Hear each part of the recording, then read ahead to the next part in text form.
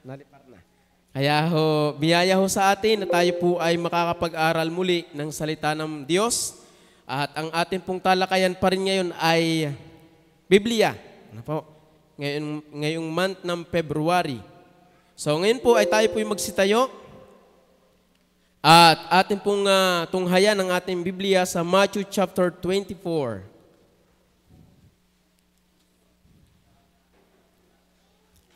Verse 35. Matthew chapter 24, verse 35. Sige po, inyo pong subaybayan at akin pong babasahin ang salita po ng Panginoon. Ano po? So sabi po dito, ang langit at ang lupa ay lilipas, datapwat ang aking mga salita ay hindi lilipas. Yan po yung sinasabi po ng talata. Tayo po muna ay mag-pray. Mapagpalang Diyos, salamat pong muli sa pribilehyo na ako po ay inyo pong gagamitin upang maipangaral ang inyo pong banal na salita sa kalipunan pong ito, Panginoon. Pagpalain niyo po nawa ang bawat isa. Nawa po, Panginoon, sa akin pong pangangaral ay inyo pong basbasan, banal na Espiritu, ang salita na mahahayag ngayong hapong ito, Panginoon. Maging ang tagapagsalita, Panginoon, inyo pong kahabagan. Nawa po, Panginoon, ay bigyan niyo po ng mayamang diwa at karunungan sa pagpapahayag ng inyo pong banal na kasulatan. Dahil labas po sa inyo pong pagkilos, Panginoon, ay hindi ko po maipapahayag ng tama at naaayon po sa inyong kalooban ang inyo pong salita, Panginoon. Pagpalain niyo po nawa kami. Nawa, O Diyos, ay kayo po'y mayamang mangusap sa amin. Nawa, O Diyos, ay patuloy na matanim sa amin pong puso ang inyo pong salita upang kami po ay patuloy na lumago sa buhay pananampalataya, Panginoon. Magamit po namin na sa amin pong mga buhay ang salita po na nahahasik po sa lugar na ito, Panginoon. Pagpalain niyo po nawa ang bawat isa, maging ang wala pa po dito, akin pong dalangin na sila po inyong ingatan upang sila po ay matiwasay na makarating po sa inyo pong bahay-sambahan. Patawad din po sa aming mga pagkukulang, pagkakasala, wala pong lingid sa inyo, Panginoon, sa nagdaang mga araw. Kami po ay nagpapalinis sa dugo ng Panginoong Hesukristo. Nawa, O Diyos, ay pakabanalin niyo po kami ng Santong Espiritu, Panginoon. Salamat po at binabalik po namin ang papuri at pasalamat sa pangalan ng Panginoong Jesus. Amen. Okay, pwede na pong magsiupo. Ngayon po ay tayo po mag-aaral pa rin ng salita ng Panginoon. Ano po? At isa po sabi ko nga palagi sa dahilan kung bakit tayo nagkakatipon, ay siyempre dapat ay yung salita po ng Diyos. Ano? Lalo na po dito sa bahay-sambahan. Mahirap pong pag-usapan dito ang negosyo. No? Dahil ito po ay bahay ng Diyos. Mahirap din po dito pag-usapan ng utang. Ano? May tamang lugar po sa bawat bagay. Pero ito pong bahay-sambahan ay ang pinag-uusapan po dito ay ang salita po ng Diyos. So ngayon po ay ang ating pong topic ay my words shall not pass away. No? So, alam niyo po ba na ang salita po ng Diyos ay settled in heaven before the foundation of the world. Ano? At hanggang sa gunawin ng Diyos ang sanglibutang ito, yan ay hindi mawawala. Ano? Kayo ba'y naniniwala diyan? Yan po ay ang sabi ng Biblia. Ang sabi po ng talata, dito po sa ating pong text na ginamit, heaven and earth shall pass away, but my words shall not pass away. Yan po. Ano? Dahil ang nagsalita po ay totoo. At siya po ay everlasting. Hindi ho siya lumilipas, hindi ho nagbabago. He is, he is immutable God. No? Dahil siya po hindi nagbabago, yun hong kanyang salita ay hindi ho mawawala. Ano? Kaya, nawa ay sama-sama tayong samahan niyo akong tunghayan ngayong gabi ang atin hong pag-aaralan. At napakahalaga po ng salita po ng Diyos sa ating buhay. So yun pong huling pinag-aralan natin is, ang sabi nga ng talata sa ating pinag-aralang huli, ay si Brother Henry nagturo. Ano? Napakahalaga po talaga ng salita po ng Diyos sa atin hong buhay. Dahil ang salita po ng Diyos ay pagkain ng atin pong kaluluwa. Ano? Kung tayo po ay naghahanap ng pagkain pisikal, at ay dapat tayo naghahanap din po ng pagkain espiritual. No? Dahil maganda po na balanse po. Lalong higit dapat sa Diyos na tayo ay lumalago. So kung tayo po ay hindi naman tayo magiging extreme na wag na tayong kumain. Tayo naman yung mga nagtatrabaho. Pero mas higit dapat na tayo kumain spiritual. Dahil tayo po bilang isang mananampalataya, para tayo po may biyaya. Bagaman may biyaya ang Diyos, perseverance of the saints. Pero para po tayo makapagpatuloy, na iba po kasi yung nakakapagpatuloy kang ikay malungkot. Kaysa ikay nakakapagpatuloy na masaya. Magkaiba ho yun. Nagpapatuloy din naman, kaso nga laang ay malungkot na siya. Pero para tayo po ay makapagpatuloy ng may galak, bagaman may problemang dumarating sa ating mga buhay, tayo masaya pa rin sa paglilingkod sa Panginoon, kinakailangan natin ang salita ng Panginoon. So yun po, sabi po, heaven and earth shall pass away, but my words shall not pass away. Tayo bilang isang tao, masasabi o may dating sa atin ang isang salita kung ito o ang taong nagsalita nito ay maayos. Pag tayo po bilang isang tao, marunong tayong bumasa na kung yung sinasabi ng taong yun ay credible o hindi. Depende sa kanyang estado ng buhay. Halimbawa, alam mo yung taong yung magnanakaw at sinungaling at nagkwento sa'yo ng bagay na ikaw ba ay, kumbaga ay solid na naniniwala sa kanyang sinasabi? Hindi. Diga? Hati. Kumbaga ay hati. Pero pagka ang taong yun ay credible, ginagawa niya ang kanyang sinasabi at kita naman sa kanyang buhay, pag yung nagsabi sa iyo, may dating. Diga? So, sabi nga ng akin po as our introduction, tayo bilang isang tao, masasabi o may dating sa atin ang isang salita kung ito o ang taong nagsalita nito ay maayos o may pangalan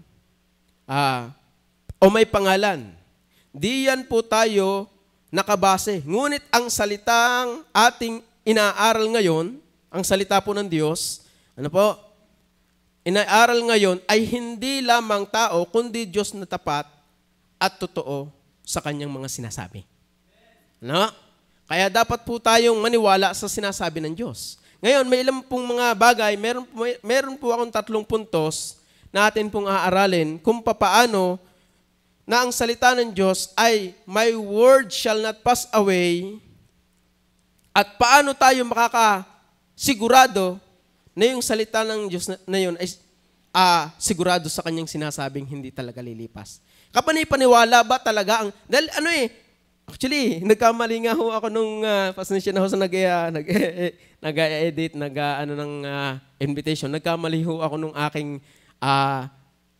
mensahe, outline na ginawa.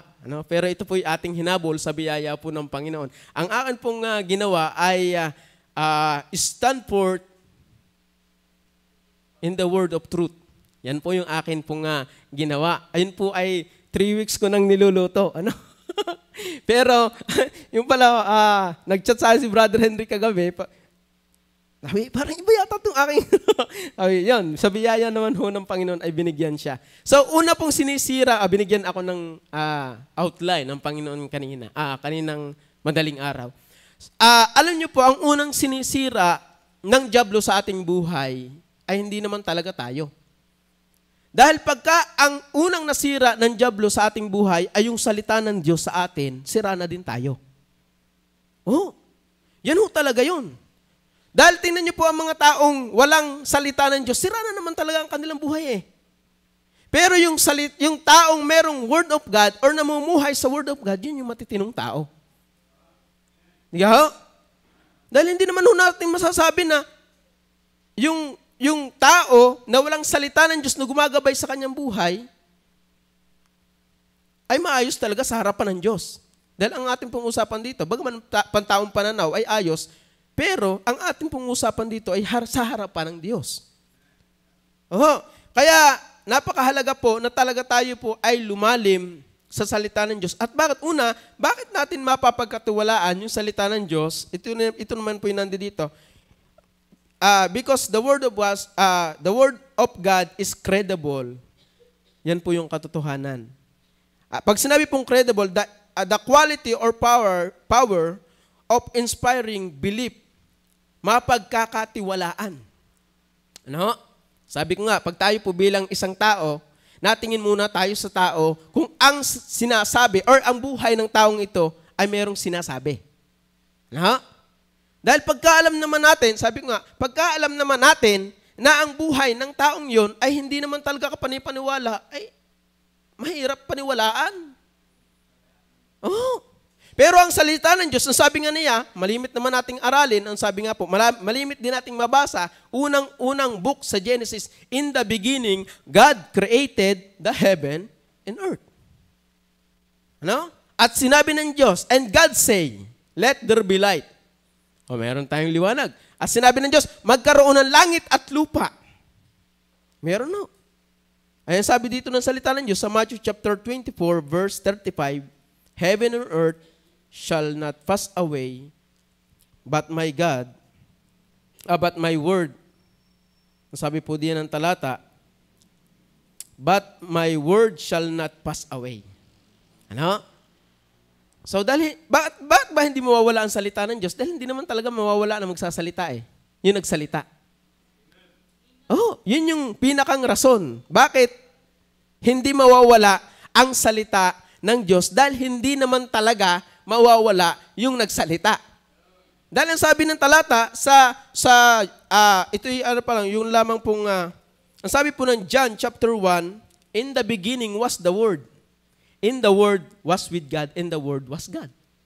So yung salita mismo, yun mo mismo ang Diyos.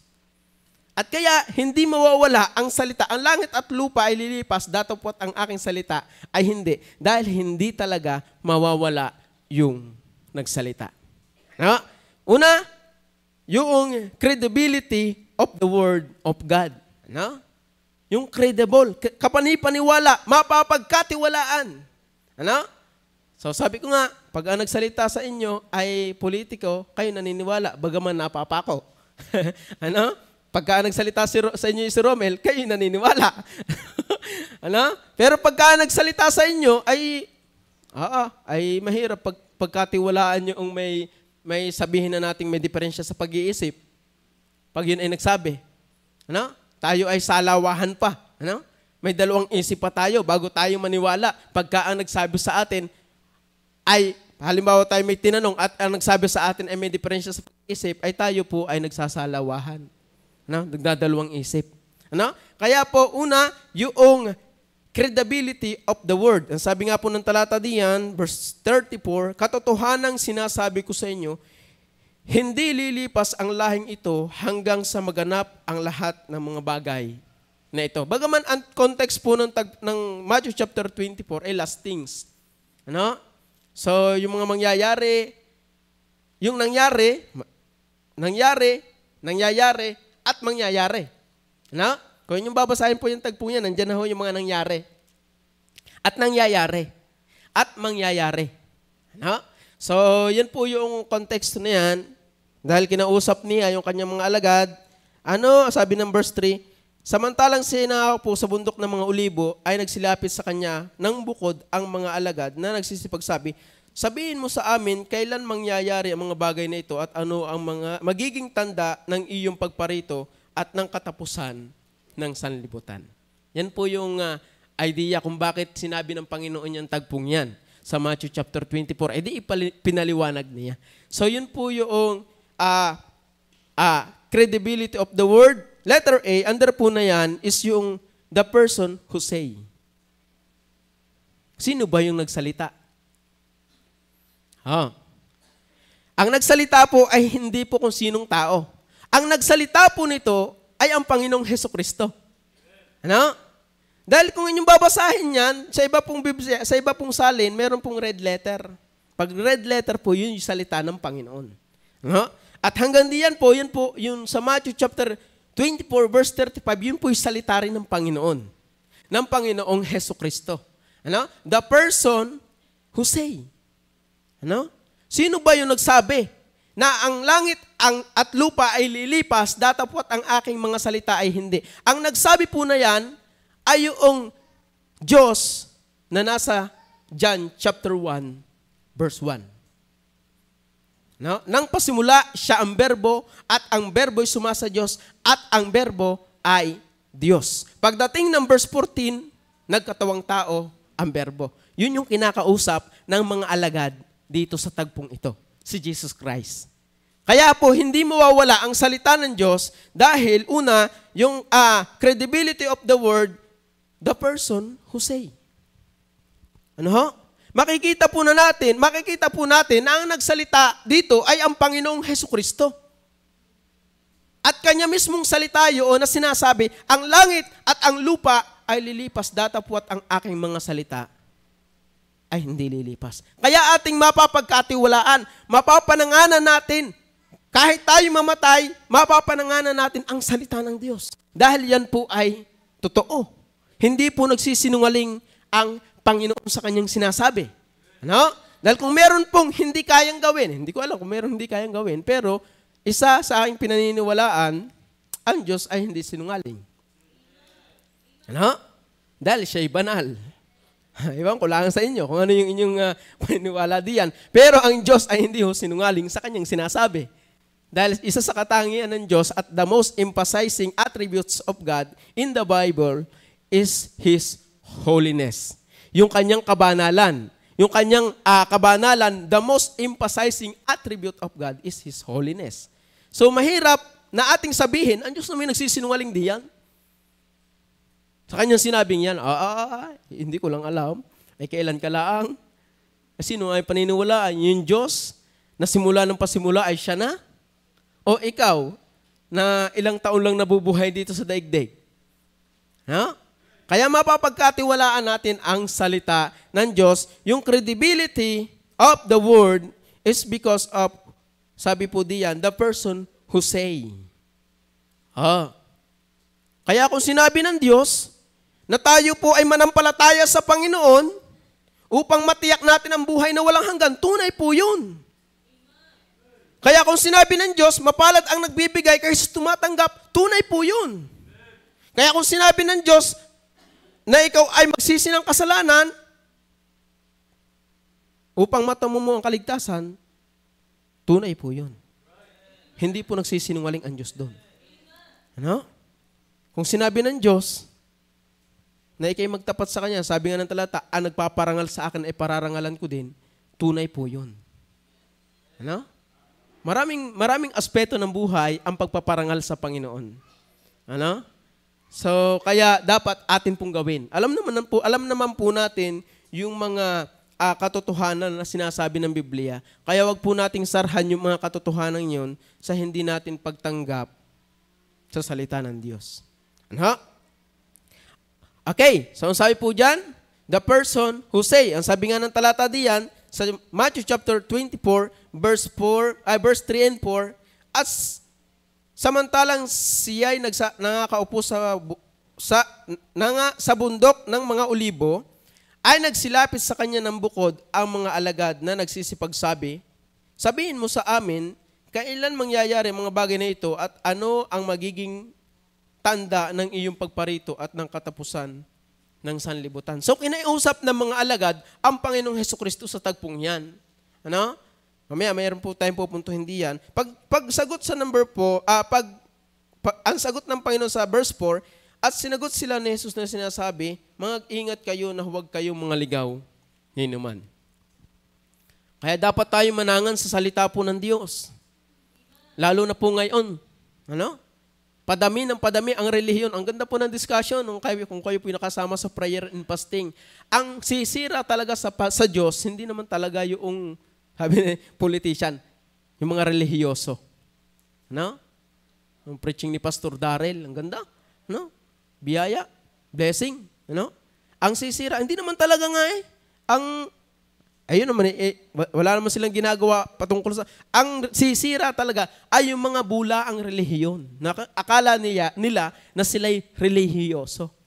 Pero, sabi nga, mag-iingat kayo sa mga bulaang propeta na nagsisilapit sa inyo na may damit tupa, ngunit sa loob nila'y lobong maninila. So, paano natin malalaman ang katotohanan pag tayo po ay grounded ng Word of God? Dapat tayo grounded ng salita ng Diyos. dapat tayo ay maraming alam sa salita ng Diyos. Dahil napakahalaga po nito sa atin hong buhay. Ano? Kaya nga sabi ng Joshua chapter 1 verse 8, ang aklat na ito ng kautusan ay huwag mahihiwalay sa iyong bibig, kundi iyong pagbulay-bulayan araw at gabi. Bakit sinasabi ng Diyos na kailangan natin gawin yun? Upang tayo po ay huwag malisya ng atin pong mga tinatahak. Ang sabi po ng preaching nung nakaraan pa, ang salita mo'y ilawan sa aking mga paa at liwanag sa aking landas. So, napakahirap, mahirap na tayo po'y mamali kung tayo po ay mahirap lumakad sa kadiliman pagka tayo po'y walang ilaw. Ano? So, yung aking motor, kaya ako naglagay ng auxiliary light, ay mahina na yung ilaw na yung headlight. Ay talaga naman pagka nadaan ako sa lubak, hindi ko na makita lalo't pag may kasalubong na truck, kaya napapasalpak sa lubak. Ano? Kaya naglagay ako ng auxiliary light. Ngayon, kita ko na. Siya. Okay. So, kita ko na ang daan. Kaya, napakahalaga ng ilaw. At ang salita ng Diyos ay inihalin tulad sa ilaw. So, the person who say. At ang nagsalita nito ay ang Panginoong Hesukristo mismo. Dahil ang kausap naman ng mga alagad hindi kung sino Ang kausap ng mga alagad ay ang Panginoong Hesukristo. Hindi kung sino. Hindi kung sinong Poncio Pilato. Sabi nga sa verse 2, sabi din ng talata, samantalang sinangakaupo sa bundok ng mga olibo ang Panginoong Hesus, ay nagsilapit sa kanya ng bukod ang mga alagad. Yung mga apostol, mga alagad. Na nagsisipagsabi, sabihin mo sa amin kailan mangyayari ang mga bagay na ito. At, sabi, ano ang magiging tanda ng iyong pagparito at ng katapusan ng sanlibutan? Yan po yung inililipon ng mga alagad or tinatanong ng mga alagad sa Panginoong Hesukristo. Kaya napakahalaga na malaman natin kung sino yung nagsalita. Ay tayo paniwala na pagkatao nagsasabi, nangangako sa atin, tayo paniwala. Pero ba't pagsalita ng Diyos, parang tayo nagdadalawang isip pa? Kaya napakahalaga ho talaga ng pananampalataya Napakahalaga ng pananampalataya. Kaya inaring ganap si Abraham sa pamamagitan ng pananampalataya. Kaya wag nating ihihiwala yan sa atin pong buhay Kristiyano, yung pananampalataya natin. Okay, so una, yung credibility of the word, makikita natin under po na yun na letter A, person who say. Pandalwa, yung paramountcy of the word. Pag sinabing paramountcy, yun, superior to all other, supreme. So, dapat tayo bilang isang mananampalataya, alam natin ang kataasan ng salita ng Diyos. Hindi mas mataas ang salita ng Diyos sa Pope, sa pare, sa pastor. Dapat Bible is the final authority. Wala tayong paniniwalaang iba, kundi ang salita ng Diyos. Dahil ang nagsalita ay mataas, ang salita niya ay mataas. Alam nga namang mababa. Kaya nga sabi ko nga, tayo bilang isang tao, kumbaga ay atin pong inire-relate o inilalagay kung sino yung nagsasalita. Pagka nagsalita sa iyo lang, bakal bote, ay parang hindi mo iniintindi. Pero pagka nagsalita sa iyo yung mga nasa may katungkulan, ay para ka namang besting-beste at kinig na kinig. Pero pagka nagsalita sa iyo, wala lang. Diba? So, ganun din sa salita ng Diyos, makikita natin yung paramountcy of the word. Dapat makita natin na ang salita ng Diyos ay pinakamataas sa lahat. Ngayon, pagka hindi natin ito tinutupad, kung ano yung sinasabi ng salita ng Diyos, ay hindi ka naniniwala na ang salita ng Diyos ay mataas. Sa lahat. Dahil ang Diyos mismo nagsalita na yan, ang Diyos, ang pinakamataas sa lahat, dapat nating sundin ang Diyos. Ngayon, kung may sinabi ang Diyos sa iyo, dapat mo ring sundin. Kung nakikita mo na yung kanyang salita ay mataas. Oo. Kaya dapat tayo bilang isang mananampalataya ng Diyos, makita natin yung kataasan ng salita ng Diyos. Dahil ang salita ng Diyos ay credible, mapapagkatiwalaan. Ano? Mapapagkatiwalaan po talaga ang salita ng Diyos. Ano? Kaya kung kayo po ay may duda sa inyong paniniwala sa salita ng Diyos, tanggalin na po ninyo yan. Lalo na po, kung inyong pinagdududahan pa, ang sabi ay yung giving. Ano? First fruit, tithes, offering, kung inyong pinagdududahan yan, ay tanggalin na ninyo po yung pagdududang yan. Dahil yan ay turo at aral ng Biblia. Ngayon, kung may nagtuturo po sa inyo na wala na ang tithes and offering diyan, ang first fruit, ay sino yun yung paniniwalaan? Yung nagsalita o yung salita ng Diyos na pinakamataas sa lahat? Yeah? Dapat ang ating paniwalaan ay ang salita pa rin ng Diyos. Ano? Hindi kung sinong Poncio Pilato. Dahil madali namang hawiin ang salita ng Diyos sa gusto nating palabasin. Di ka? Madali. Pero yung pagiging yung nilalaman talaga ng salita ng Diyos ay hindi yun ang ipinalalabas. Yung nilalaman talaga ng salita ng Diyos. Kaya napakahalaga makita natin yung paramountcy, ano? Para makita natin yung dapat ito ilalagay yung supremacy, yung pinakakayong kataasan ay letter P. Ano? Of the word. Ano? Ang sabi po ng verse 4, letter B, at sumagot si Jesus at sinabi sa kanila, mag-ingat kayo na huwag kayong maligaw ninuman. Ibig sabihin, ang nagsalita talaga nitong tagpong ito ay ang Panginoong Hesukristo. Kaya dapat tayo po ay lumagay dun sa katatayuan na ang salita ng Diyos ay pinakamataas talaga sa lahat. Ano? Bible is the final authority. Ngayon, kung may nagsabi sa iyo, mali yan, tingnan muna natin ang salita ng Diyos bago mo sabihin niyang kung mali yan o hindi. Ano ho? Tingnan muna natin ang salita ng Diyos. Doon lagi tayo lalagay upang tayo ay huwag magkamali. Diga, ang sabi ng Joshua 1:8, sabi, ang aklat na ito ng kautusan ay huwag mahihiwalay sa iyong bibig, kundi iyong pagbulay-bulayan araw at gabi upang iyong masunod na gawin ang ayon sa lahat ng mga nakalagay dito. At kung magkagayo iyong pagiginhawahin ng iyong lakad, at kung magkagayo magtatamo ka ng mabuting kawakasan. Tingnan niyo ho, merong bunga yung pagsunod sa salita ng Diyos. Ano? Kaya bago tayo sumunod sa tao, tingnan muna natin yung kalooban ng Diyos, yung kanyang salita. Ano? Napakahalaga po na yan. Okay. The paramountcy, letter C, under po ng credibility of the word, yung perfection of the word. Ano? Pag sinabing perfection, ito po ay walang kamalian. Ano?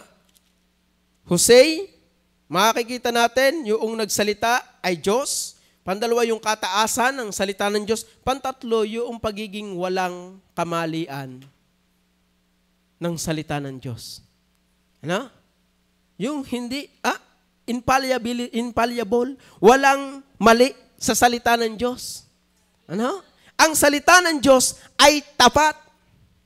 Oh, ang salita ng Diyos ay tapat. Paano natin mapapatunayan ang salita ng Diyos ay totoo? Ang sabi nga diyan ng talata, chapter 24, verse 34 and 35, katotohanan sinasabi ko sa inyo, hindi lilipas ang lahing ito hanggang sa maganap ang lahat ng mga bagay. Pagdating natin sa verse 4, yan, ng chapter 24, sumagot si Jesus, ito yung tagpong sinabi ng Panginoong Jesus sa mga alagad, yung mga mangyayari. Sumagot si Jesus at sinabi sa kanila, mag-ingat kayo na huwag kayong mga ligaw ninuman. Huh? Verse 5, sapagkat marami ang magsisiparito sa aking pangalan na magsasabing ako ang Kristo at ililigaw ang marami. Tunay po ba yon? Nagkakamali po ba ang salita ng Diyos nung sinabi, marami ang magsisiparito sa aking pangalan na magsasabing ako ang Kristo at ililigaw ang marami? Tama ho ba? Mali? Oh, yun na lang. Isa na lang sa ating kilala si Apollos Kibuloy. Ngayon siya na daw ang ama. I am the Father. Ano? Una ay siya daw ang Son. Ano? Son of God. Ay ngayon siya na din ang naging ama. Ay kita niyo yan. Yun ho yung isa sa sikat. Marami ho yan. Pero, mapapatunayan natin na ang salita talaga ng Diyos ay perfect, hindi nagkakamali sa pamagitan ng mga nangyayari. Makikita din po natin yan. Nasabi, sapagkat marami ang magsisiparito sa aking pangalan na mga nagsasabi, ako ang Kristo at ililigaw ang marami. Ano? Ano pa sabi dyan? At mga karirinig kayo ng mga digmaan at mga lingaw-ngaw ng digmaan, ingatan ninyo na huwag kayong mga glumihanan sapagkat kinakailangang ito'y mangyari datapwat hindi pa ang wakas. Kung inyo pong babasahin sa pababa hanggang chapter 12, nandiyan po yung mga tagpo na nangyari, at mangyayari. Buong chapter po ito kung inyong babasahin. Kaya ang salita po ng Diyos hindi po nagkakamali. Ano? Yung perfection of the word. Ano? Kaya napakahalaga po na tayo po bilang isang mananampalataya, tayo manangan sa salita ng Diyos. Dahil ito po ay totoo. Ano? Dahil ito po ay totoo. Totoo yung nagsalita, the person who say, yung the paramount of the word, the perfection of the word. No? Kaya napakasarap pagtiwalaan ang salita ng Diyos dahil ito po hindi nagkakamali. Ang sarap pananganan ang sinasabi ng Diyos dahil ito po hindi ho nagkakamali. Ngayon, kung ang solusyon or ang gusto ng Diyos para ikaw ay kanyang pagpalay, sumunod ka sa kanya, ba hindi mo gawin? Ano? Kung ang gusto ng Diyos ay para ikaw ay umasenso sa inyong buhay, pagpalain mo siya, ba hindi mo gawin? Ano? Kaya napakahalaga na makita talaga natin yung sino nagsalita. Dahil sabi ko nga, pagka ang nagsasalita sa iyo para basta na, hindi mo mapapakinggan yan. Yeah? Hindi mo basta-basta pakikinggan. Babalansehin mo muna kung yung kanya bagang sinasabi mapapagkatiwalaan o hindi. Pero pag salita ng Diyos, wag na po tayong magdalawang isip sa pagsunod. Ano? Dahil yan po ay totoo. At yan po ay hindi po mababali. Sabi nga ng talata, heaven and earth shall not pass away, but my word shall not pass away. Ano? So, ang salita ng Diyos ay mapapagkatiwalaan. Dahil sabi ng verse 8, heaven and earth shall not pass away. Heaven and earth shall pass away, but my word shall not pass away. Ano? Kaya, mapapagkatiwalaan po natin talaga ang salita po ng Panginoon. So, una, credibility of the word, the person who say, the paramount of the word, the perfection of the word. Ano? Sabi nga ng talata, katotohanan sinasabi ko sa inyo, hindi lilipas ang laihing ito hanggang sa maganap ang lahat ng mga bagay na ito. So kung inyong titingnan, yung verse 4 pababa hanggang chapter 33, bago masabi yung chapter 34, na katotohanan sinasabi ko sa inyo, hindi lilipas ang lahing ito hanggang sa maganap ang lahat ng mga bagay na ito. Basahin ninyo yun, makikita nyo doon, nangyayari na. Nangyayari at mangyayari. Ano? So hanggang sa maganap ang lahat ng mga ito. Kaya ang salita ng Diyos, perfect. The law of the Lord is perfect. Ano? So walang mali, walang labis, walang kulang. Kung ano yung kanyang sinabi, yan. At mangyayari yan. Ano? So hindi na tayo kinakailangan kumbaga ay yung nga yung totoo. Ano? Sumunod ka at yan yung totoo. Ano? So yun po. Number 2 na atin pong makikita, certifiable of the word.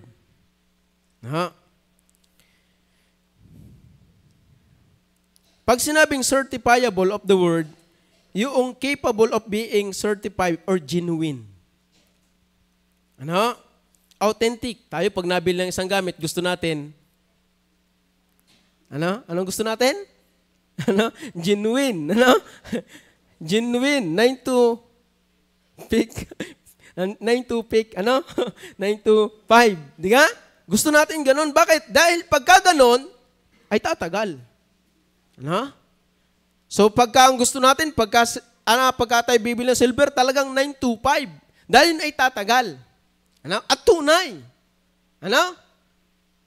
Kaya, yung certifiable of the word, makikita natin sa verse 34 and 35 again. Sabi po diyan, katotohanang sinasabi ko sa inyo, hindi lilipas ang lahing ito hanggang sa maganap ang lahat ng mga bagay na ito.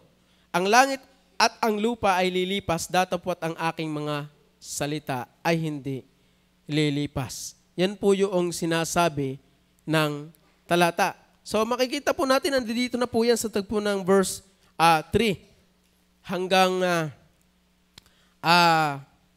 12. So atin yung basahin para atin mong makita yung mga tagpo.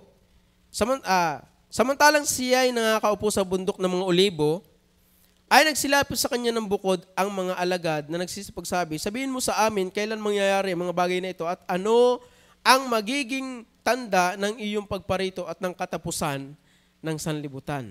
So, yan pong tagpong yan, nagpaparamdam na po ang Panginoong Jesus na siya po ay, ano po mangyayari sa kanya?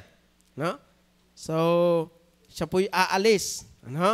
Ngayon, ang sabi po dito ng Panginoong Jesus, ito yung mga mangyayari. Mga ingat kayo na, sinagot sila ni Jesus, sinabi sa kanila ni Jesus, mag-ingat kayo na huwag kayong mga ligaw ni numan. Sapagkat marami ay magsisiparito sa aking pangalan na magsasabi, ako ang Kristo, at ililigaw ang marami. False Christ ang lalabas. Ano pang sabi? At makaririnig kayo ng mga digmaan at alingaw-ngaw ng digmaan. Wars, rumors, and wars. Ingatan ninyo na huwag kayong mga glumihanan sapagkat kinakailangan ito'y mangyari. Datapwat hindi pa ang wakas. Yan ho'y nangyayari na. Yan nangyayari na at may patunay na. Ngayon pagka mayroong may isang krimen, kinakailangan ng ebidensya para ang tao'y mahuli. So ngayon, ang Panginoon, mapapatunayan natin ang salita ng Diyos ay totoo, certified, tunay, sa pamamagitan ng kanyang sinasabi. Ano pang sabi? Sapagkat magsisitindig ang bansa laban sa bansa. Lagi na tayo may girian, Pilipinas at China, di ba? At maraming bansa sa bansa nagegera. So yun yung nangyayari at mangyayari. Datapwat ang lahat ng mga bagay na ito ay siyang pasimula ng kahirapan. So inyong kung kayo po ay nakikiramdaman sa galaw ng merkado, ang diesel, napakamahal. Dati, inabot ko pa yun nung kami, babago-bago pa ang worker, 18 pesos. Kaya 300, full tank na ang jeep. Ay ngayon, 1,000, hindi pa maka-full tank. Ang asukal, ako nakaranas po na ang 1/4 na asukal ay 8 pesos. Meron pang tigsasalaping chicheria. Abot ko pa yung kinding hubad, yung piso 8. Yung asukal, yung may asukal lang, yung parang max na inalisan ng balat, isinawsaw sa asukal yun. Kinding hubad ang tawag namin doon. Piso 8. Ay ngayon, tingnan nyo, ang max, magkano ngayon ang max? 5 piso 4. Ay talaga namang, ayun yung nangyayari na. At pahirap ng pahirap pa ho sa darating na panahon. So yan po yung katotohanan na ang salita ng Diyos po'y totoo. So abot ko pa na ang pamasahe sa jeep ay 7 pesos. Nagwa 1, 2, 3 pa nga ako dahil talo sa sugal, walang pamasahe. Kaya hindi pa humana ng palataya diyan sa high school. Ako yung sugarol ako dati . Ay pag natatalo, Martes pa lang, Lunes, binibigyan na sa akin ang aking baon, 150 pesos sa loob ng 1 linggo. Martes pa lang ubos na yun. Dahil ako ay nalaban sa sugal. Kaya 1, 2, 3. Pagdating sa siko, doon ako pipisto sa una ng jeep. Ako ang taga-abot ng bayad. Ayan. Para akala ng driver, nagbayad na ako. Ayan. Gagayahin niya, wag niyo gagayahin. Ano? So, kaya, ay ngayon, ang pamasahe, magkano na? 12. 13. Yan. Patas ng patas yan. So, ang sabi po dito ng talata, datapwat ang lahat ng mga bagay na ito ay siyang pasimula ng kahirapan. Ano? At nangyayari na po, ang bigas ngayon, abot ko pa na mayroong 17 per kilo. Ang bigas. Abot ko pa ho yun. Ano? Yung 17, hindi na kumakain yun. NFA, hindi na kumakain. Pero, palibasa ay mahirap, wala anong gagawin? Tapos ang ulam pa ay bagoong, tabing silangan na, sinasabi ng matatanda. Pero pagka ikaw may 24 ng bigas, napakaganda na ho nun. Ano? Dinurot-dot na. Dinurado na po yun. Maganda na ang klase ng bigas. Ano? Kaya, ang sabi po dito, datapwat ang lahat ng mga bagay na ito ay siyang pasimula ng kahirapan. Kung magkagayoy, ibibigay kayo sa kapighatian at kayo'y papatayin at kayo'y kapupuotan ng lahat ng mga bansa dahil sa aking pangalan. Alam niyo po, dito lang naman ho sa Pilipinas, spring mangaral ang salita ng Diyos. Sa Pilipinas. Pero sa ibang bansa, yung pag kayo nasama ho sa prayer and fasting, talaga naman sila hinuhulit, ikinukulong. At ang pinababayad, 2 milyon. Palibasa, ang value ng pera doon ay mababa, milyonan. Ano? Dinin naman ay 1,000 lang. Ano? Pero, sa ibang bansa, talagang mahirap. Sa China po, talaga namang napakahirap. Communist country, sa Vietnam, ganun din po. At sa ibang mga lugar. Pero salamat, dito po sa Pilipinas, tayo po'y napakaluag pa sa pangangaral ng salita ng Diyos. Ano? Kaya i-grab po natin yung opportunity na tayo po ay makakapag-abot ng salita ng Diyos. Yung pulyeto. At darating ho ang panahon na tayo po'y kagagalitan na rin. No? Dahil alam niyo po ba na isinusulong ang kabaklaan pa rin? Ano? Ang katumbuyan, ang same-sex marriage, divorce, sinusulong pa rin yan. Hindi pa rin nanahimik yan. Ano? Kaya habang tayo may panahon pa, grab na po natin yung opportunity. Ano pang sabi po dito? Verse 10, at kung magkagayoy maraming mga titisod at mga kakanuluhan sa isa't isa at mga kakapuutan ang isa't isa. Ano? Nawag nawang mangyari sa atin yon. At ito po yung nangyayari. Ano? Kaya tayo po ay maging kumbagay kumbagay laging ang salita ng Diyos ang kumukontrol sa atin. Dahil yan nangyayari yan. Sabi nga ng talata, at verse 10, at kung magkagayon maraming mga titisod at mga kakanuluhan sa isa't isa.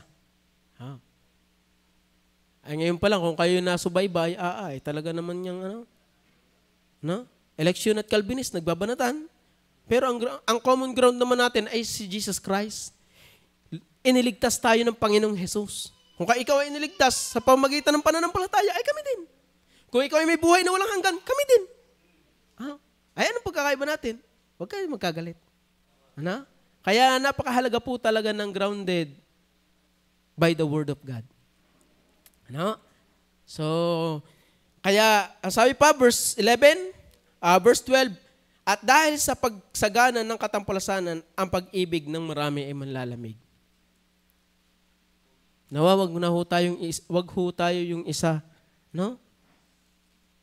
Pag-pray po lagi natin ating sarili, mga minamahal, at magpanalanginan po tayo sa isa't isa. Wala hong malakas sa atin. Wala. Ano? At yun yung sinasabi ng salita ng Diyos. Ang salita ng Diyos naman ay hindi nagkakamali sa kanyang sinasabi. O sino dito yung simula noon hanggang ngayon ay sa kanyang puso talaga, ay hindi talaga nanghina. Hindi nanlamig. Pero salamat, nakapagpatuloy. Wala talagang yung solid na, talagang. Kaya tayo po yung magpanalanginan at napakahalaga ng salita ng Diyos na gumagabay sa atin hong buhay. So, napakahalaga po na yan. Certifiable of the Word. Capable of being certified, genuine, authentic, at yan po yung tunay. At meron pong ilang mga patutuo na nakikita natin. Yun nga yun, yung letter A, the event that happened. Yan. Nandiyan na yan. Nabasa na natin. Ano? 1 to 12. Letter A. Letter B, the evidences. Ano? Alam niyo po ba yung sabi po diyan? Under po na yung evidences is yung the available of body fact or information indicating whether or belief or position or true or valid. So, under po na yan, yun pong, may under po yan yung the person who involved. Ano? The evidence, tunay po ba ang Panginoong Hesukristo na nagkatawang tao? Tunay po ba ang 12 apostol? Tunay po yan. Ano pa? Yung the person who involved, the place. Makikita talaga natin yung place, yung Jerusalem, temple, at yung Jerusalem. Nabagaman yung tagpo yung Jerusalem, yun po'y wasak. Dahil winasak yun ni General Titus nung siya po ay galing sa hindi natuloy na pakikipagdigma, winasak, napadaan po siya doon at nakita po niya ang Jerusalem, winasak po niya yung templo. Na ang bali-balita po doon ay meron daw ng, di ka sabi dyan ng talata, babasahin ko po sa verse 1. At lumabas si Jesus sa templo at pagyaon sa kanyang lakad at nagsilapit sa kanya ang kanyang mga alagad upang sa kanya ipamalas ang mga gusali ng templo. Dato po siya sumagot at sa kanila sinabi, hindi ba ninyo nakikita ang lahat ng mga bagay na ito? Katotohanan sinasabi ko sa inyo, dito'y walang maiiwang isang bato na sa ibabaw ng ibang bato na hindi mababagsak. Yun ay winasak po ni General Titus nung sa tagpungpong yon na ang inaakala nila meron daw mga gold doon sa mga bawat yung mga parang hollow block yun eh. Talagang inay nila ang pagwasak dahil parang may gold daw din eh. Winasak niya lahat. Lahat, walang natira. Kaya yung sinasabi ng Panginoong Jesus, tunay. Ano? Nangyari. At kaya nawasak yung templo. Ano? So yun po yung the place, the temple, the Jerusalem, tunay po yan. At hindi po natin yun mapapasubalian na hanggang ngayon yung Jerusalem, yung Israel, yung lugar na yan, nandoon po yung Jerusalem, ay talagang ang dami pa rin galit. Ano? Kaya ho yan po yung totoo, yung lugar at yung place, yung tao na nagsabi, Panginoong Jesus. Pantatlo, the prophecy that fulfilled. No? So, makikita po natin yung pagiging genuineness, yung certifiable of the word, yung prophecy that fulfilled. No? Ay, ano yung nangyari? At may mangyayari. Nangyayari, at mangyayari. Nangyari ng verse 1 and 2. Tapos sinabi ng Diyos sa magkakaroon ng bulaang Kristo, nangyayari na. Wars, rumors and war. Nation by nation, nangyayari na. Nangyayari na po yan. Lindol, hindi ka nangyayari na po. Lindol, ano? Gutom, nangyayari na ho. Ano? Pero kami, ano? Biyaya ho ng Panginoon, hindi na nagugutom. Ano? So, labis, sobra sa labis. Ano?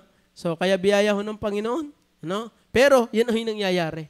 Ano? Sabi nga ng akin pong napakinggan, bagaman ito'y matagal na, sa Sudan, talaga pong iniintay po na umihi ang baka para makainom. No? At meron hong, doon po, yung nagpunta ho sa amin dito, yung si, anong pangalan nun, yung babaeng missionary. Doon daw sa kanilang lugar, sa Uganda, Africa. Aida, Masangkay. Makansay. Yon, sure naman. Ano? Yung babae, yung si Ma'am Aida, ay pumunta rin, talaga namang bawal daw maglibing sa sementeryo. Dahil pag binalikan nyo kinabukasan, hindi naglibing kayo ng araw, binalikan nyo kinabukasan, wala na yung bangkay. Dahil kinakain nga daw sa sobrang gutom. Pero salamat po dito sa atin. Napapanisan pa. Ano? So yan po yung nangyayari na at meron pa hong mangyayari. So kung gusto ninyo mapasa inyo na itong building na ito, ay kayo ligtas na. Baka hindi kasama sa rapture. Ano? Yun na rin, malaki-laki rin. Hindi mayaman na kayo. Instant millionaire. Okay, so may mangyayari pa diyan kung yung babasahin yung chapter na yan. Ano ho? So, yung pong mangyayari na yung prophecy that fulfilled. Yung fulfilled pa lang. Ano? At yung number 4, under po noong the evidence, yung preservation. Ano? Bago po nabuo ang Biblia, ang dami po na yung pinagdaanan. Marami hong mananampalatayang nagbuwis ng buhay. Ano? Para ang salita ng Diyos, bagaman ang salita ng Diyos, ang langit at lupa ay lilipas, datapot ang aking salita ay hindi. Pero bago ito nangyaring ganito, na-compile sa ganitong book, napakaraming naghirap na mananampalataya na yan. Bago yan nabuo. Nabuo ang Biblia almost 1,400 years bago nabuo yan. Kaya napakabiyaya sa atin, binabasa na lang natin. Wala na tayong hirap. Ano? Mahirap. Nakakatulog na nga lang sa pagbabasa. Kaya napakapalad po natin. Ano? Na tayo po ay merong salita ng Diyos na preserve. Ano? At yan po ay Word of God. At yan po ay totoo. Kaya nga sabi, ang langit at lupa ay lilipas, datapot ang aking salita ay hindi lilipas. So, mawala man itong talagang hard copy nito, pero yung nagsalita naman talaga, yun talaga. Ano? Alam nga naman, dala pa natin to, bit pa natin to sa langit.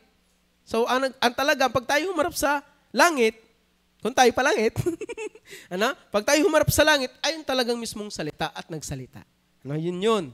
Ano? Kaya hindi mawawala. Ano? Okay. So, the evidence,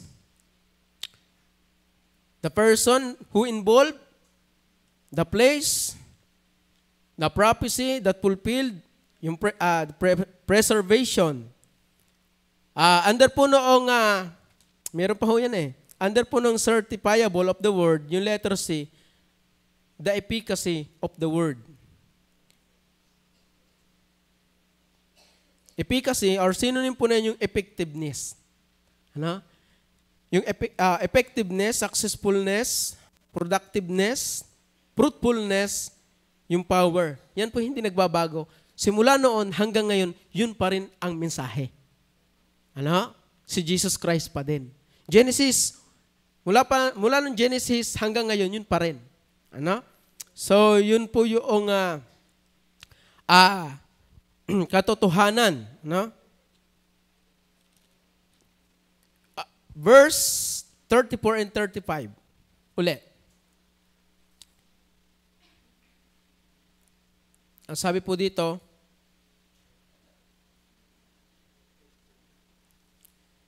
verse 34, katotohanan sinasabi ko sa inyo, hindi lilipas ang lahing ito hanggang sa maganap ang lahat ng mga bagay na ito. Ang langit at ang lupa ay lilipas, datapot ang aking salita ay hindi lilipas. Sa cross-reference po na yan, yung Matthew chapter 5, verse 18, yung tuldok at kuwit, ang sabi po dito,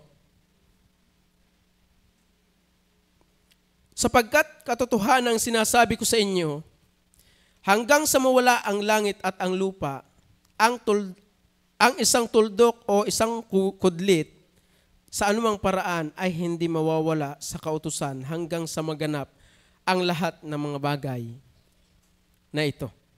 Yan po yung sinasabi, tuldok at kuwit. Kaya napakahalaga, ang salita po talaga ng Diyos ay tunay. Ano? Matindi yun. Ang langit at lupa ay lilipas, datapot ang aking salita ay hindi. Hindi lamang yung word, maging yung napakahalaga nga pala ng tuldok at kuwit. Dahil ang sulat kasi sa Hebrew, meron mga, may kita ko doon sa Bible ko doon, meron mga iba Sa atin hindi ganon. Sabi ko, ano ibig sabihin nito? Hindi ko naman mabasa. No? Hindi ko mabasa yung Bible na Hebrew word. Ano yung mabasa dito? No? Kaya, mahalaga. Ano? Dahil pagka merong nag-iba diyan, ay iba na ang meaning agad. Hindi katulad nung atin, alam natin na ganyan pala yan. Pero yun ay talagang mahalaga, yung tuldok at quit. Makikita natin diyan yung changelessness of the word. No? Yung changelessness. No? So, una, natin pinag-aralan yung credibility of the word, certifiable of the word. Number 3, yung changelessness of the word. No? Hindi po yan nagbabago. Kaya talagang mapapananganan natin ang salita ng Diyos dahil ang salita ng Diyos ay hindi talaga nagbabago. Maging, ang nagbabago lang naman din ay yung pag-interpret eh. Pero yung word, yung salita ng Diyos mismo, hindi yung nagbabago.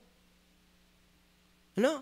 Hindi yung nagbabago. Ang nagbabago lang dyan, minsan yung pag-interpret natin. Paano? Pero yung salita ng Diyos, hindi nagbabago. No?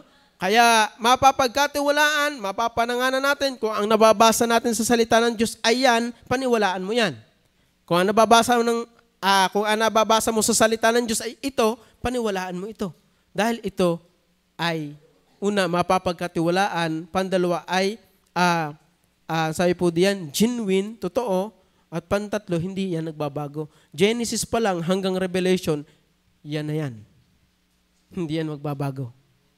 Kaya kung tayo ay merong paniniwalaan, sabi ko nga, ay unang paniniwalaan ko ang Diyos at yung kanyang salita bago ang tao. Ano? Pero kung yung nagsalita, sabi ko sa inyo, kung yung nagsalitang yun ay men of God, tapat na naglilingkod sa Panginoon, ay paniwalaan natin. Pero pagka yung nagsalita na yun, ay pare, aba, ikaw muna. Ay mahirap. Mahirap pagkatiwalaan niya. Ano? Bagaman salita ng Diyos ang sinasabi, ay mahirap pagkatiwalaan niya. Parang sala yata. Lalo na tayo, dapat tayo talaga maging grounded sa salita ng Diyos. Dahil ang sabi, sabi ng talata, marami ang magsisilabas sa aking pangalan ng magsasabing ako ang Kristo at ililigaw ang marami. Kaya napakahalaga po ng salita po ng Diyos. No? Pag nakita mo, baka makita mo si Kibuloy, I am the Son of God, baka maniwala ka, ay siya. Ay parang tunay din eh. Ay parang tunay. Ay parang, di ka meron din naman parang tunay na silver. Ano? Pero hindi genuine. Ano? Ang salita ng Diyos ang totoo. So makikita mo naman ang tamang aral, pagka ikaw ay grounded ng salita mo ng Diyos, maibabase mo ang aral ng taong yun doon sa iyong nababasa. Kaya malalaman mo na kung itong nagsasalitang ito'y totoo o hindi. Kaya napakahalaga po ng pag-aaral natin dito, yung doctrine, ay dapat tayo talaga'y makinig. Dapat tayo maging grounded. Ano? So, dapat tayo po ay maging buhay natin yung sinasabi ng salita ng Diyos. Kaya sa tabu pong ito, nawa ay ang salita ng Diyos, yan po'y mapapagkatiwalaan, credible, certifiable, genuine, authentic, hindi yan peke, at yan po ay changelessness. Hindi po yan nagbabago.